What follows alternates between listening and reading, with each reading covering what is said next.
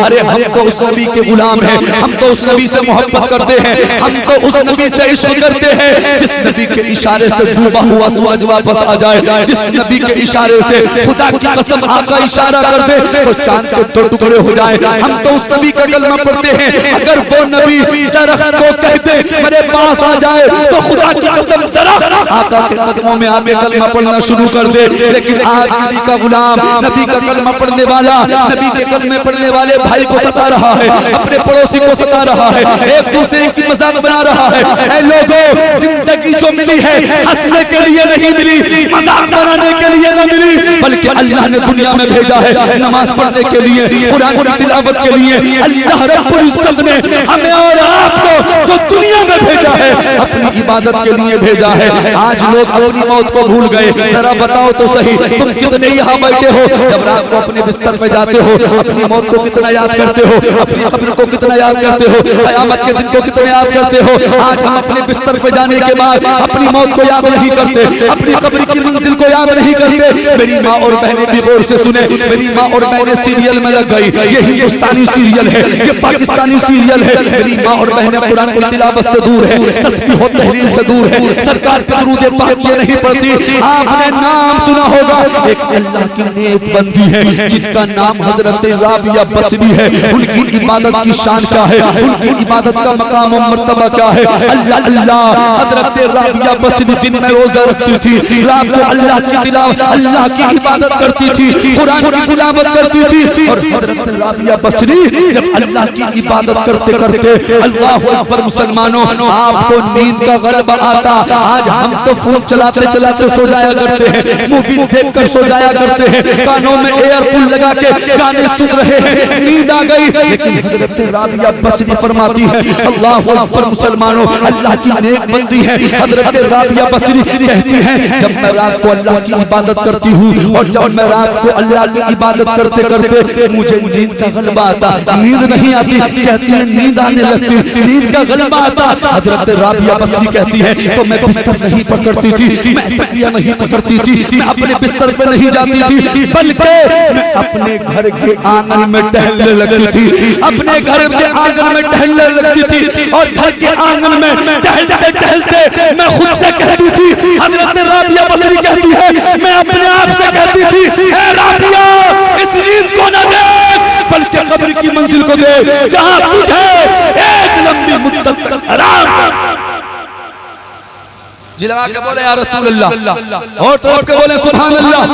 हजरत राबिया बसरी कहती है, जब मुझे नींद का गलबा आता, नींद आती तो मैं अपने घर के आंगन में टहलने लगती और खुद से कहती, राबिया इस नींद को कुर्बान कर दे, राबिया इस नींद को न दे बल्कि कब्र को दे, कब्र को दे जहां तुझे एक लंबी मुद्दत तक सोना है। लेकिन आज नौजवान अपनी मौत को भूल गया, कब्र में जाने को भूल गया। है लोगों, 100 साल दुनिया में रह लो, मौत आनी है, 80 साल दुनिया में रहोगे तब भी मौत आएगी।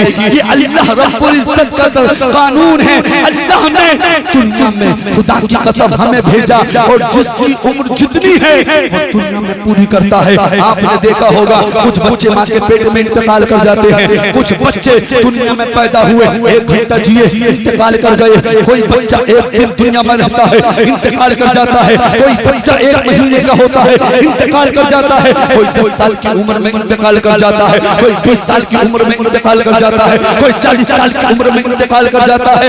ये अल्लाह का कानून है। अल्लाह रब्बुल इज्जत ने जिसकी उम्र जितनी लिख दी है उससे न कोई 1 सेकंड ज्यादा कर सकता है और उससे न कोई 1 सेकंड कम। ये अल्लाह का कानून है। सब्र करें हमारे भाई जिनके बेटे का इंतकाल हुआ, अल्लाह की अमानत थी, अल्लाह ने अपने पास बुला ली। हमें सब्र करना है। और हम क्या सब्र करते हैं, हम सब्र कर क्या कर, हम कैसा सब्र है, हमारा सब्र क्या है। और हम सब्र नहीं कर सकते। अगर सब्र देखना है तो करबला में मेरे हुसैन का सब्र देखो। कभी गोद में हजरत अली असगर को तड़पते हुए देखा, कभी हजरत अली अकबर को तड़पते हुए देखा। 71 लाशें मेरे आका हुसैन ने करबला में उठाई। खुदा की कसम ऐसा सब्र किया, ऐसा सब्र किया, आज तक ऐसा सब्र किसी ने किया है और न कोई कर सकता है। 71 लाशें उठाने के बाद खुद आखिर में अपनी जान को मेरे हुसैन ने करबला में कुर्बान किया। क्यों कुर्बान किया? अरे हम गुनहगारों की खातिर हुसैन ने करबला में अपनी जान को कुर्बान किया, कुरान की खातिर हुसैन ने करबला में जान को कुर्बान किया। तो मैं अर्ज कर रहा था, मौत आनी है, एक दिन मौत आकर रहेगी। मौत से आज तक न कोई बचा है, न कोई बच सकता है। हजरत आयशा सिद्दीका रज़ियल्लाहु ताला अन्हा ने सरकार की बारगाह में अर्ज किया था, या रसूल अल्लाह, शहीदों के साथ किसका हश्र होगा क़यामत के दिन? शहीदों के साथ किसका हश्र होगा क़यामत के दिन? तो मेरे नबी मुस्कुराए, मुस्कुरा कर इरशाद फरमाया, लोगों जरा सुन लेना, मेरी माँ और बहनें सुने, आज यहाँ आए हो तो कुछ न कुछ पैगाम लेके जाओ। नबी ने फरमाया, आयशा सुनो सुनो, जो 24 घंटे में दिन और रात में अपनी मौत को 20 मरतबा याद करेगा, अल्लाह रब्बुल इज्जत क़यामत के दिन उसको शहीदों के साथ। आका फरमाते हैं, आयशा जो 24 घंटे में दिन और रात में अपनी मौत को 20 मरतबा, कितना? 20 मरतबा याद करेगा। नबी फरमाते हैं, आयशा क़यामत के दिन उसका हश्र शहीदों के साथ होगा। अपनी मौत को 20 मरतबा याद कर लिया करो दिन और रात में। 24 घंटे में हम हर चीज याद करते हैं। दोस्तों के साथ बैठना याद आता है, शादियों में जाना याद रहता है, हर जगह जाना याद रहता है, लेकिन खुदा की कसम अल्लाह की इबादत भी करनी है, ये याद नहीं रहता। कुरान की तिलावत भी करनी है, ये याद नहीं रहता। आज हमने अपनी कब्र को बुला दिया। आपने सुना होगा, एक अल्लाह के वली थे, अल्लाह अकबर मुसलमानों, उन्होंने अपने घर के गोशे में यानी कोने में एक कब्र खोद रखी थी। घर के गोशे में कब्र खोद रखी थी और वो अल्लाह के वली रोजाना उस कब्र में जाते थे, आराम करते थे और कहते थे, अगर मैं इस कब्र में न जाऊं और कब्र को भूल जाऊं तो मेरे सारे काम। आज कब्र में जाना तो दूर की बात, कब्रिस्तान जाना तो दूर की बात, हम ये तक भूल गए कि हमें मरना है। ये जो नई नस्ल है ये भूल गई कि मरना है। मोहतरम, कितने भी दिन दुनिया में रह लो, मौत आनी है, मौत आनी है। मैं बड़ी तेजी के साथ इख्तिताम की तरफ आता हूँ। इजाजत हो तो आपको 10-5 मिनट आपकी और दे लूं, थोड़ा सा वक्त ले लूं। इजाजत हो तो जला के बोले या रसूल अल्लाह, और बोले या रसूल अल्लाह।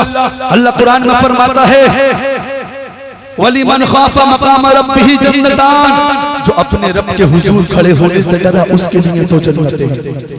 जन्नतें, दो जन्नतें। मतलब मकसद क्या है? अगर हम दुनिया में खौफे खुदा दिल में पैदा करके जिंदगी को गुजारेंगे और इसी हाल में मर गए, इंतकाल कर गए, तो अल्लाह रब्बुल इज्जत बाद मरने के हमें दो जन्नतें अता फरमाएगा। जिसके दिल में अल्लाह का डर है, जिसके दिल में खौफे खुदा है, जो अपने रब से डरता है। डरना मतलब आपके दिल में गुनाह का ख्याल आया, अल्लाह ने शराब को हराम फरमाया।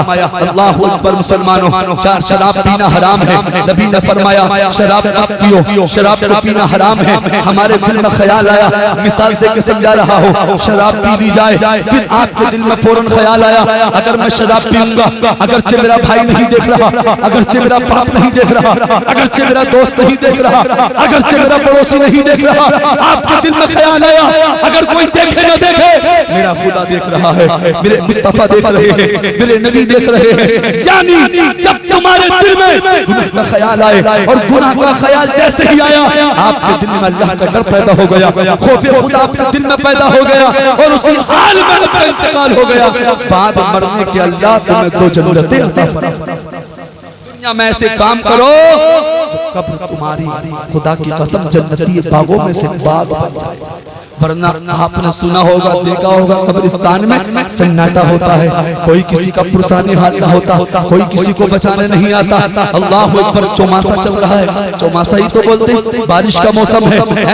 आप जाके देखिए कब्रिस्तान में पुरानी कब्रों में पानी भर गया है, उनके अजीज, उनके घर वाले, और यहाँ तक के खुद के सगे बेटे अपने बाप की कब्र को पहचानते नहीं कि हमारे बाप की कब्र कहाँ है, बाप की कब्र का निशान कहाँ है। ऐ लोगों, दुनिया ही में कब्र की तैयारी कर लो, कोई भरोसा नहीं, मरने के बाद बेटा 40 माह करे या न करे, मरने के बाद बेटा इसाले सवाब करे ना करे। अगर दुनिया में तुमने मौत की तैयारी की होगी, कब्र की तैयारी की होगी, तो बाद मरने के अल्लाह तुम्हारी कब्र को जन्नती बागों में से बाग बना देगा। मरना है, कब्र में जाना है, अपनी मौत को रोजाना 20 मरतबा याद करो। आका फरमाते उसका हश्र क़यामत में शहीदों के साथ होगा। मौत को याद करेंगे नहीं करेंगे? अब मैं अपने मौजू की तरफ बड़ी तेजी के साथ आकर और अपनी बात को खत्म करता हूँ। रब फरमाता है वलिमन खाफा मकाम रब्बिही जन्नतान, जो अपने रब के हुजूर खड़े होने से डरा उसके लिए तो जन्नतें हैं। लेकिन असल बात ये आज हमारे दिल में खौफे खुदा नहीं।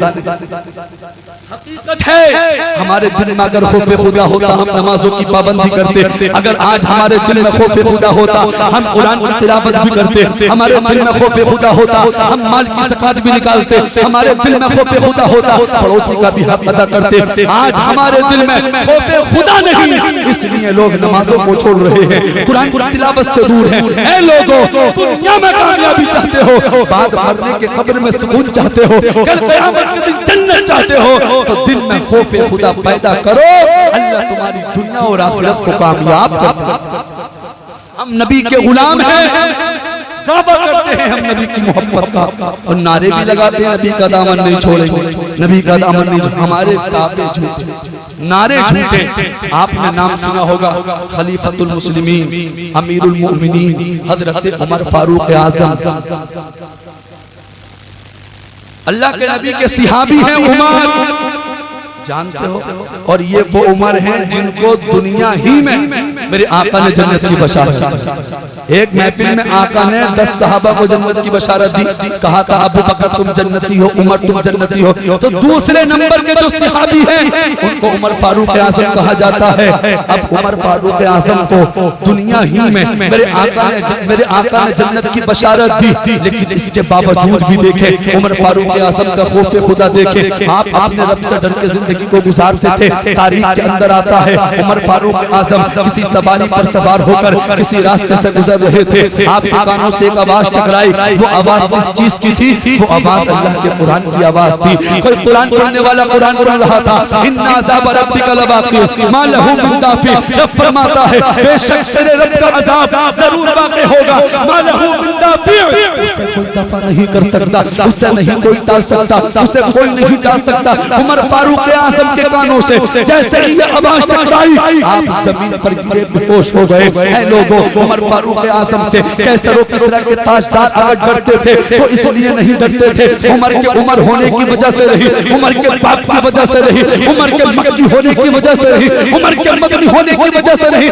बल्कि उमर फारूक आज़म से कैसर और किसरा के ताजदार अगर डरते थे तो इसलिए डरते थे उमर अल्लाह से डरते थे। और सारे के सारे लोग उमर फारूक आज़म। आज हमने अपने रब से डरना छोड़, तभी तो आज पूरी रात सोते नहीं हम। और जैसे फजर की अज़ान हो गई तो सो गए, दिल में ख्याल है जो जागने का था, जो वक्त नमाज़े तहज्जुद अदा करने का था, और नमाज़े तहज्जुद अदा करने के बाद रब की बारगाह में दुआएं मांगने का था, आज हम उसी वक्त में सो जाते हैं। नहर यानी फर्ज नमाज के बाद अगर सबसे ज्यादा मकाम और मर्तबा किसी नमाज का है तो वो तहज्जुद की नमाज का मकाम और मर्तबा है। और मेरे मुस्तफा ने फरमाया नमाज़े तहज्जुद में जब बंदा उठता है, नमाज़े तहज्जुद अदा करने के बाद जो भी जायज़ दुआ मांगता है अल्लाह उसकी दुआ को कबूल फरमा लिया करता है। कहते फिरते हजरत दुआ कर दे, पीर साहब दुआ करते, किसी से दुआ के लिए ना कहो, बल्कि पहले खुद तहज्जुद में उठकर नमाज़े तहज्जुद अदा करो और फिर उसके बाद दिल से दुआ करो और फिर उसके बाद खुदा की कसम कहो दुआ करो। अल्लाह तुम्हारी दुआ को भी कबूल फरमाएगा और जिसके लिए कहोगे अगर वो बाअमल है अल्लाह तुम्हारे हक में उसकी दुआ को भी कबूल। आज हमने अपनी जिंदगियों को बर्बाद कर दिया। आज हमारे घरों में बरकत नहीं, आज हमारे घरों में सुकून नहीं, आपस में झगड़े, पड़ोसी से नहीं बन रही, रिश्तेदार से दूर है, दो भाइयों में बोल चल रही। आज हमें हो क्या गया? अरे हम तो उस नबी का कलमा पढ़ते हैं। खुदा की कसम, जब हमारे आका ताइफ के बाजार में कुरान सुनाते थे, दिन की तबलीग करते थे, मेरे आका के लोग पत्थर मारते थे। आका ने फिर भी उनके लिए बद्दुआ न की, बल्कि आका उनके लिए दुआ करते थे, उनकी हिदायत के लिए दुआ करते थे। वक्त बहुत तेजी के साथ बढ़ रहा है, बस मैं एक हदीस पाक सुना दूं और अपनी बात को खत्म कर लूं। जी लगा के मोहब्बत से बोल दे, या रसूल अल्लाह। सुनाना तो कुछ और चाहता था, लेकिन मेरे दिल में ख्याल आया ऐसी हदीस जो सारी जिंदगी हमारे काम आए, और जलसों से वही पैगाम मिलना चाहिए जो सारी जिंदगी काम आए, सारी जिंदगी काम आए। मैं इंशाअल्लाह आप तक वो हदीस सुनाना चाहता हूँ, आपके ज़हन में तो है लेकिन आप अमल नहीं करते। आओ जरा सुने बड़ी तेजी के साथ। मौला मुझे भी आपको भी अमल करने की तौफीक अता फरमाए। मेरे आका सल्लल्लाहु तआला अलैहि वसल्लम ने इरशाद फरमाया, एक मोमिन के दूसरे मोमिन पर 6 हक हैं। कितने? जोर से बोले, सारी जिंदगी काम आएगी हदीस पाक, और आका की हर एक हदीस जिंदगी भर काम आने वाली है, क़यामत तक के मुसलमानों के लिए है। लेकिन आज हम आका की हदीसों से दूर हैं, उलमा से दूर हैं। उलमा फरमाते हैं, जो आका की एक हदीस को सुनता है, सुनकर उस पर अमल करता है, अल्लाह उसको 40 साल की नफली इबादत से ज्यादा सवाब अता फरमाता है। अल्लाह के नबी ने फरमाया, एक मोमिन के दूसरे मोमिन पर 6 हक है। नबी ने ये नहीं फरमाया भाई के भाई पर 6 हक है, पड़ोसी के पड़ोसी पर 6 हक है, रिश्तेदार के रिश्तेदार पर 6 हक है। नबी ने फरमाया मोमिन के मोमिन पर 6 हक है। मोमिन भी मोमिन कह दिया, भाई भी उसी में आ गया, रिश्तेदार भी उसी में आ गया, पड़ोसी भी उसी में आ गया। अब वो 6 हक कौन से हैं? जरा सुने। अल्लाह के नबी ने फरमाया, जब तुम्हारा कोई मोमिन भाई बीमार हो जाया करे तो उसकी इयादत किया करो, उसको देखने के लिए जाया करो, उसके पास जाकर बैठा करो, उसके पास बैठकर प्यारी प्यारी बातें किया करो, ताकि तुम्हारे बैठने से, तुम्हारी प्यारी प्यारी बातों से उसके दिल को सुकून मिले, वो अपनी बीमारी को भूल जाए, वो अपने कैंसर को भूल जाए, वो अपनी शुगर को भूल जाए, वो अपनी बीमारी को भूल जाए। नबी फरमाते हैं, एक मोमिन के दूसरे मोमिन पर 6 हक है। नंबर 1, जब तुम्हारा कोई मोमिन भाई बीमार हो जाए उसकी इयादत करो। अगर पड़ोस में है तो पड़ोस में जाओ, अस्पताल में है तो अस्पताल में जाया करो। एक मोमिन का दूसरे मोमिन पर हक है। अगर तुमने इयादत ना की और तुम्हारा इसी हाल में इंतकाल हो गया तो कल कयामत के दिन रब की बारगाह में सख्त पकड़ होगी, सख्त पकड़ होगी। ये 6 हक अगर दुनिया में मोमिन भाई के अदा न किए तो कयामत के दिन सख्त पकड़ होगी। अब जरा सुने, अगर आपने अपने मोमिन भाई की इयादत की, उसको देखने के लिए गए, तो जानते हो फायदा क्या? सबसे बड़ा फायदा तो ये, जो आप पर हक है, जो आप पर हक है वो अदा हो गया। इसके अलावा कितना फायदा है? किसी बीमार को देखना, ये खुद मेरे आका की सुन्नत है। अब किसी बीमार को देखने के लिए जाएंगे, आका की सुन्नत अदा होगी, और जो आका की एक सुन्नत को अदा करता है, अल्लाह उसको 100 शहीदों का सवाब अता फरमाता है। इसके अलावा सुने, अल्लाह के नबी ने फरमाया, जब तुम किसी बीमार की इयादत के लिए सुबह को घर से निकलते हो तो शाम तक 70,000 फरिश्ते उसके लिए दुआएं मग़फ़िरत करते हैं। और अगर तुम शाम को किसी बीमार की इयादत के लिए घर से निकले, पूरी रात 70,000 फरिश्ते उसके लिए दुआएं मग़फ़िरत, 70,000 फरिश्ते उसके लिए दुआएं मग़फ़िरत करते हैं। तो पहला क्या? जब कोई मोमिन बीमार हो जाए तो उसकी इयादत करो। हालात इतने खराब है, पड़ोस में पड़ोसी बीमार है, भाई बीमार है, बाप बीमार है, चचा ताऊ बीमार है, जान रहा इंतजार कर रहा कब दम निकले, कब कब्र खोदने कफन ले ले।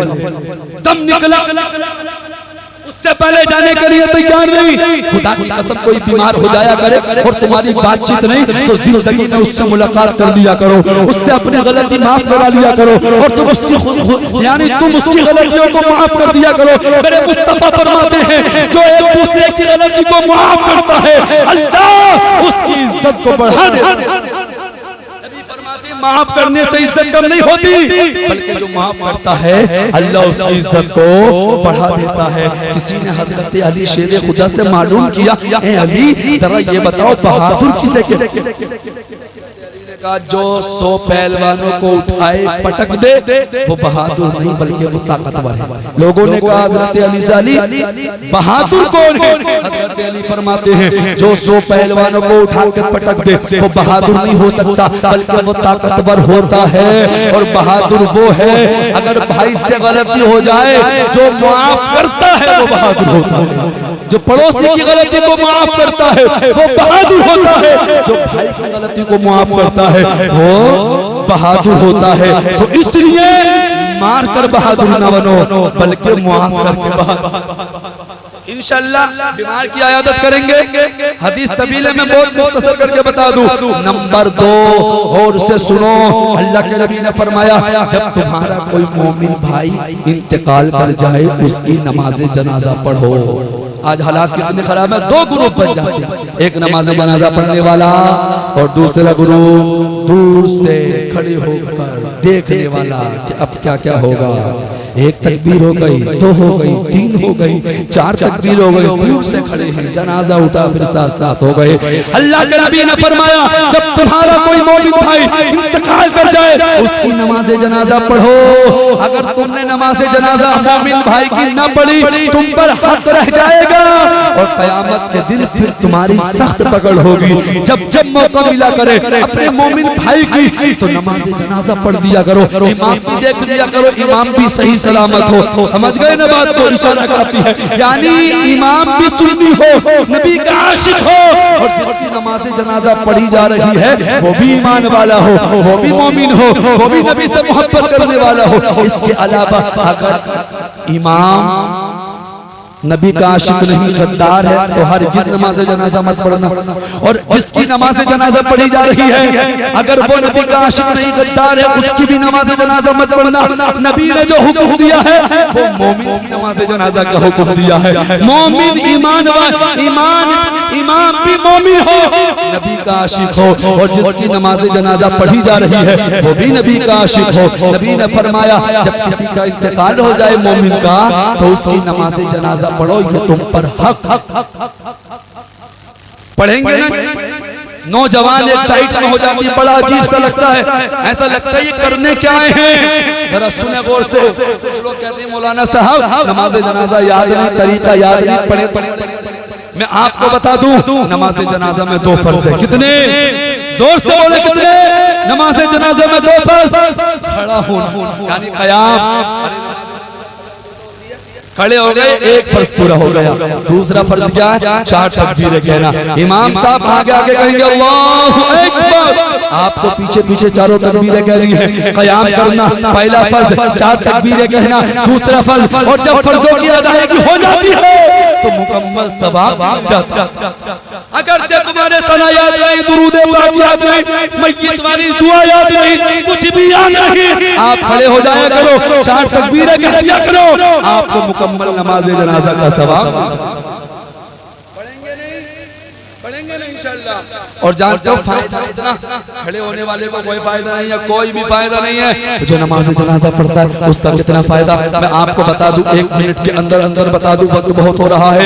मसला शरीयत का ये है अगर जिसकी नमाज जनाजा हो रही है अगर वो अल्लाह का वली है, अल्लाह का नेक बंदा है तो जितने लोग उसकी नमाज जनाजा पढ़ते हैं अल्लाह उसके सदक़े में सबकी मग़फ़िरत फरमा देता है, सबके गुनाहों को माफ फरमा देता है। और अगर जितने लोग नमाज जनाजा पढ़ते हैं उनमें कोई अल्लाह का वली है, अल्लाह का नेक बंदा है, अल्लाह उस एक के सदक़े में जिसकी पढ़ी जा रही है और जितने पढ़ रहे हैं अल्लाह सबके गुनाहों को माफ फरमा देता है, अल्लाह सबकी मग़फ़िरत फरमा देता है। तो हज़रात हमें साइड में खड़े होकर कोई फायदा नहीं बल्कि नमाज जनाजा पढ़कर दो फर्ज हैं, कयाम करना यानी खड़ा होना, 4 तकबीरें कहना। मैं आया हूँ भाई मौलाना अब्दुल अहद ने बुलाया है तो मैं कीमती वक्त में आपको कीमती बातें बता के जा रहा हूँ। बस आखिरी बातें आ रही है, सुन लें, इजाजत हो तो हदीस पूरी कर दूं या बचा के 5-6 मिनट के अंदर कर देता हूँ क्योंकि आपसे ज्यादा मुझे जल्दी है। सुबह को मदरसे में भी पढ़ाना रहता है, दिन में भी प्रोग्राम करने रहते हैं। जरा सुने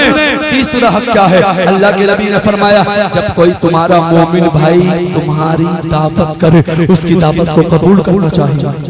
हालात इतने खराब है, भाई की अगर शादी भाई बैठने तैयार है, औरतें झगड़ा बहुत कराती हैं, साफ कह देती हैं भाई आ जाए कोई आ जाए, जाना मत, जमीन पर कब्जा किया, माल ना दिया, बंटवारे में नुकसान दिया। खुदा की कसम एक बात ज़हन में रखें, कितनी तकलीफें आपको आपके भाई ने दी, अपनी शादी के मौके पर उसके घर में खुशी है और वो तुम्हारे घर के दरवाजे पर तुम्हारी दावत के लिए आ जाए, सारी तकलीफों को, सारे गमों को, सारी बातों को दूर कर दो, उसको सीने से लगा के माफ कर दो और उसकी दावत को कबूल कर लो। उधर तुम दावत कबूल करोगे, दुनिया में तुम्हारा भाई मुस्कुराएगा, गुंबद खजरा में मदीने वाले आका, और जब आका मुस्कुराते हैं खुदा की कसम दुनिया और आखिरत में बेड़ा पार हो जाता है। कुछ भी हो, हमें अल्लाह और उसके रसूल के फरमान के मुताबिक जिंदगी को गुजारना है। औरत की हर किस्मत मत मानना, तुम्हारा भाई तुम्हारे घर तुम्हारी दावत के लिए तुम्हें राजी करने के लिए आ जाए तो हर गिज़ मुंह मत मोड़ना। तुमने मुंह मोड़ा तो अल्लाह के नबी कब्र में तुमसे मुंह मोड़ लेंगे, तो फिर बताओ किसके पास जाओगे। नबी के फरमान पे अमल करना है। नंबर 3, अगर कोई तुम्हारी दावत करे तो उसकी दावत को कबूल करना चाहिए। नंबर 4 क्या है, जल्दी से सुन ले। नबी ने फरमाया चौथा हक एक मोमिन का दूसरे मोमिन पर क्या, चौथा हक क्या, नबी फरमाते हैं जब कोई तुम्हारा मोमिन भाई तुम्हें सलाम करे उसके सलाम का जवाब देना चाहिए। लेकिन लोग सलाम चेहरा देखकर करते हैं और चेहरा देखकर लोग सलाम ले रहे हैं। गरीब को न सलाम करते न गरीब को सलाम लेते। खुदा की कसम चेहरे देखकर सलाम न करो, आका की सुन्नत देखकर सलाम करो। जिस नबी का हम कलमा पढ़ते हैं वो आका जब चलते थे तो छोटे छोटे बच्चों को भी सलाम करते थे। और मेरे मुस्तफा ने फरमाया, मिशकात शरीफ की हदीस से बात सफा नंबर 398 पे मौजूद, नबी फरमाते हैं इन्ना औलन नासी बिल्लाहि मन बदा बिस्सलाम।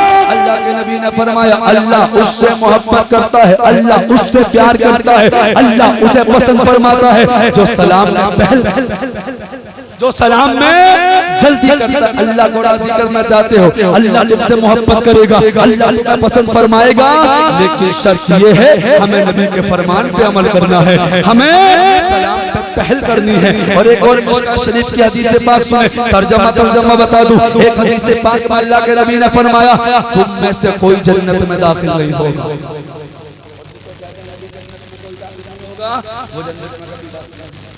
आगे सुने हदीस में, इसी हदीस में आगे सुने, नबी ने फरमाया तुम में से कोई जन्नत में दाखिल नहीं हो सकता उस वक्त तक के जब तक के मोमिन कामिल। और नबी फरमाते तुम उस वक्त तक मोमिन कामिल नहीं बन सकते जब तक कि आपस में मोहब्बत न करो। फिर मेरे नबी ने फरमाया ए मेरे गुलामों तुम्हें वो बात ना बताऊं जिससे आपस में मोहब्बत, आपस में मोहब्बत हो। जब मेरे नबी ने फरमाया सहाबा तड़प गए, मचल गए, अर्ज़ किया या रसूल अल्लाह वो बात क्या है, वो बात क्या है जिससे आपस में मोहब्बतें हो। नबी ने फरमाया जिससे आपस में मोहब्बतें हो वो अमल ये है तुम सलाम में पहल करो, सलाम में जल्दी करो और एक दूसरे को सलाम करो।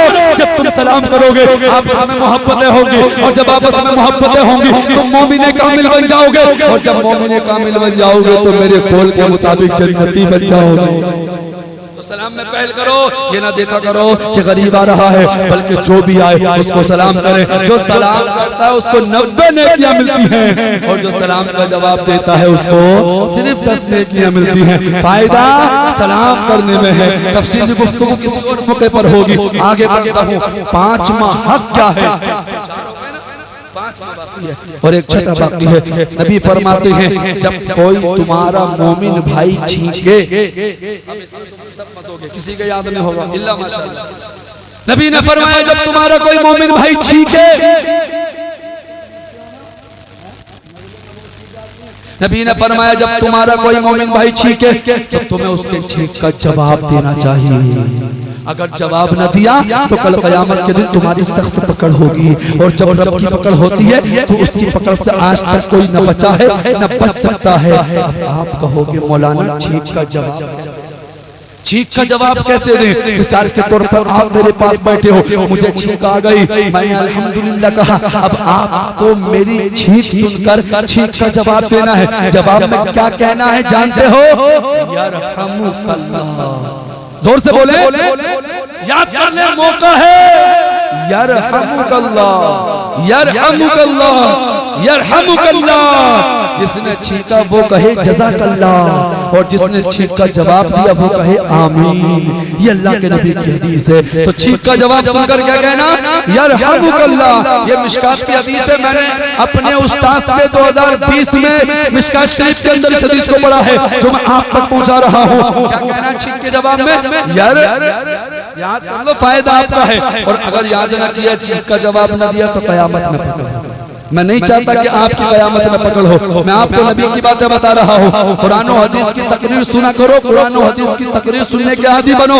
हंसने हंसाने वाली तकरीर से परहेज करो। और खुदा की कसम तकरीर वही होती है जिसमें कुरान हो या हदीस पाक। और अगर इंसान उस हदीस पर, कुरान की किसी आयत पे अमल कर ले तो दुनिया और आखिरत में बेड़ा पार हो जाता है। तो जवाब में क्या कहना है, यार हम कल्ला। याद ना हो तो मेरा नंबर ले लेना, याद कर लेना। मैं आपको इंशाल्लाह जब तक जिंदगी साथ देगी आपको याद करा दूंगा इंशाल्लाह। आखिरी हक क्या है बता दूं, ये ले जाऊं साहब। 1 घंटा होने वाला और मेरा इरादा सिर्फ आधा पौन घंटा बोलने का था। 1 घंटा तकरीबन होने वाला है। इजाजत हो तो बता दूं। जी लगा के बोल दे या रसूल अल्लाह। छठा हक क्या है एक मोमिन का दूसरे मोमिन पर? 5 तो याद है। कोई बीमार हो जाए आयादत करो, इंतकाल कर जाए नमाज जनाजा पढ़ो, दावत करे दावत कबूल करो, सलाम करे सलाम का जवाब दो, कोई छींके उसके छींक का जवाब दो। छठा हक क्या है? मुस्तफा फरमाते हैं तुम्हें चाहिए कि तुम हरगिज अपने मोमिन भाई की पीठ पीछे बुराई ना करो। आका फरमाते तुम्हें चाहिए हरगिज किसी की चुगली ना करो, किसी की ग़ीबत ना करो, किसी को बुरा भला ना कहो। अल्लाह कुरान में फरमाता है वैलुल लिकुल्लि हुमज़तिन लुमज़ा, खराबी है उस इंसान के लिए जो अपने भाई की पीठ पीछे बुराई करता है, चुगली करता है, ग़ीबत करता है। और अल्लाह के नबी की हदीस है मिशकात शरीफ की, नबी ने फरमाया मन कान ज़ा वजहैनि फिद दुनिया कान लहू यौमल क़ियामह लिसानुन मिन नार। अल्लाह के नबी ने फरमाया दुनिया में जो 2 मुंह वाला होगा क़यामत के दिन उसकी ज़बान में जहन्नम की आग को भरा जाएगा। नबी फरमाते हैं 2 मुंह से मुराद दुनिया में जो चुगली करता होगा, ग़ीबत करता होगा, एक दूसरे की बुराई करता होगा, ऐसे इंसान की ज़बान में क़यामत के दिन जहन्नम की आग को भरा जाएगा। ऐ लोगों, हमसे दुनिया की आग बर्दाश्त नहीं होती तो जरा सोचो हम क़यामत के दिन कैसे आग को बर्दाश्त कर सकते हैं। इसलिए जो हम पर एक दूसरे के हक हैं उन हकों को अदा करो, अल्लाह और उसके रसूल के फरमान के मुताबिक जिंदगी को गुजारो। हम चाहें तो दुनिया में जन्नती बन सकते हैं, दुनिया में अगर हम खुद चाहें। और मैं अपनी जानिब से नहीं कहता, मेरे नबी का कौल है। नबी ने फरमाया तुम मुझे अपनी 2 चीजों की जमानत दे दो, मैं तुम्हें दुनिया में जन्नत की जमानत। हदीस है मिशकात शरीफ की और सफा नंबर गालिबन 411 या 413 की हदीस है। इधर उधर हो सकती है लेकिन मिशकात शरीफ की हदीस में आगे नबी ने फरमाया तुम मुझे 2 चीजों की जमानत दे दो, मैं तुम्हें जन्नत की जमानत दे दूंगा। सफा नंबर 411 पर ही है। अल्लाहु अकबर। मुसलमानों, सहाबा ने अर्ज किया आका वो 2 चीजें कौन सी हैं? नबी ने फरमाया एक मुझे अपनी जबान की जमानत दे दो और दूसरी अपनी शर्मगाह की जमानत दे दो। इन 2 चीजों की जमानत दे दो। जिना ना करो, गलत काम ना करो, जबान से किसी को बुरा भला ना कहो, किसी की ग़ीबत ना करो, झूठ ना बोलो। मुस्तफा फरमाते हैं ज़बान की ज़मानत दो और मुझे शर्मगाह की ज़मानत दो, मैं तुम्हें दुनिया में जन्नत की ज़मानत। आज हम कहाँ जिंदगी गुजार रहे हैं? हमने नबी का फरमान नहीं सुनते, हम नबी की हदीसों से दूर हैं। खुदा की कसम कामयाबी चाहते हो, बाद मरने की कब्र में सुकून चाहते हो, कल क़यामत के दिन जन्नत चाहते हो तो अपने नबी के फरमान पे अमल करता होगा। बातें बहुत सारी बतानी थी लेकिन वक्त बहुत हो गया, तकरीबन 50 मिनट की मेरी गुफ्तगू आपने बड़ी मोहब्बतों के साथ समाप्त की। अल्लाह पाक हम सबको अमल करने की तौफीक अता फरमाए। बस आखिर में इतना कहूँगा अपनी जिंदगी को अच्छा कर लो, क्योंकि जिसकी जिंदगी अच्छी उसकी मौत अच्छी, जिसकी मौत अच्छी उसकी कब्र अच्छी, और जिसकी कब्र अच्छी उसकी आखिरत अच्छी, और जिसकी आखिरत अच्छी उसकी जन्नत पक्की, उसकी जन्नत पक्की।